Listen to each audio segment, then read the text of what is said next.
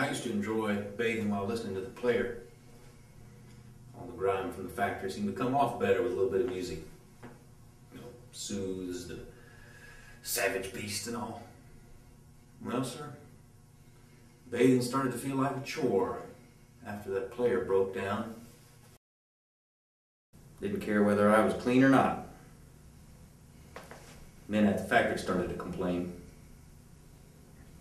These men were big, strong, muscles bulging.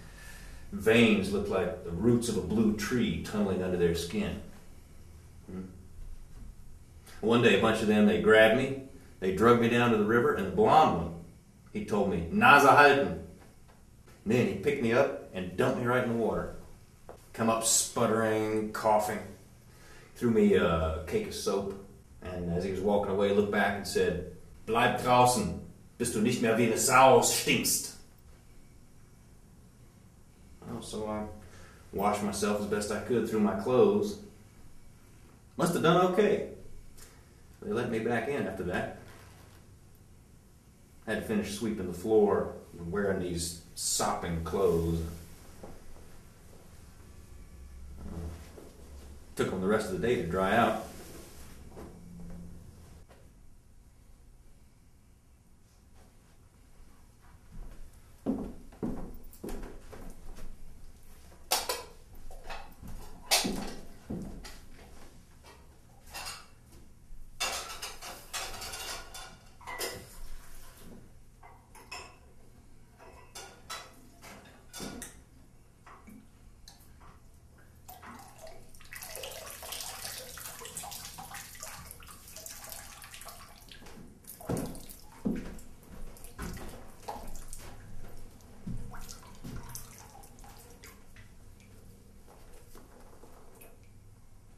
Ever have a time where you felt you weren't in control?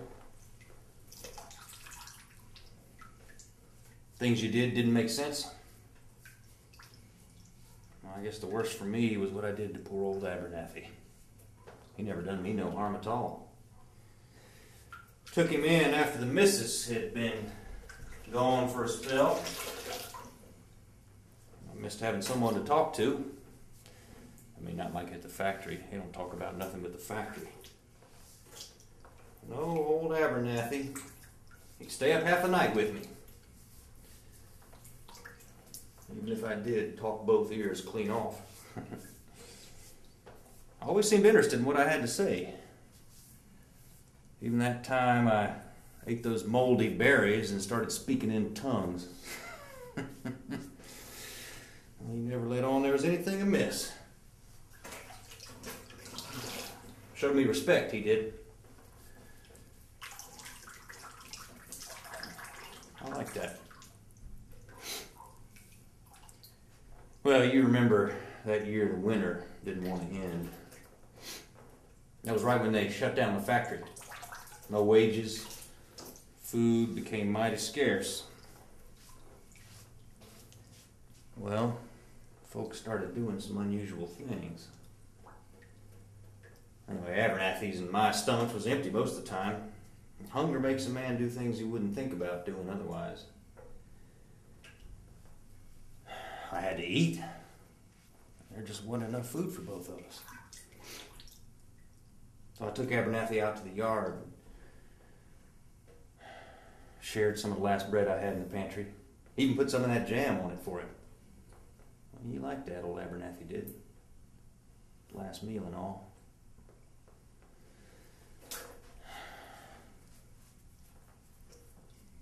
I suspect that somewhere down the road, I'm going to have to own up to what I did that day.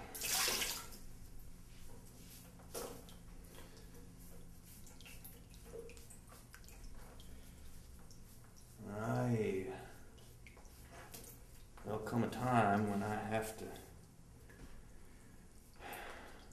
take a look at myself and who I've been. Day of reckoning, I suppose.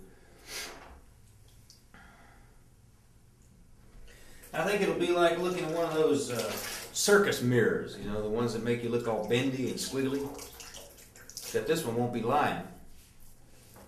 I'll be seeing seeing all the things I didn't want to look at before. All the times I bent the rules in my favor. All the times I squiggled my way out of responsibility. And everybody I ever wronged will gather and have a look-see. Well,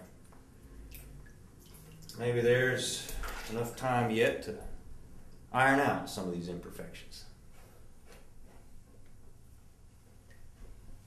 Here.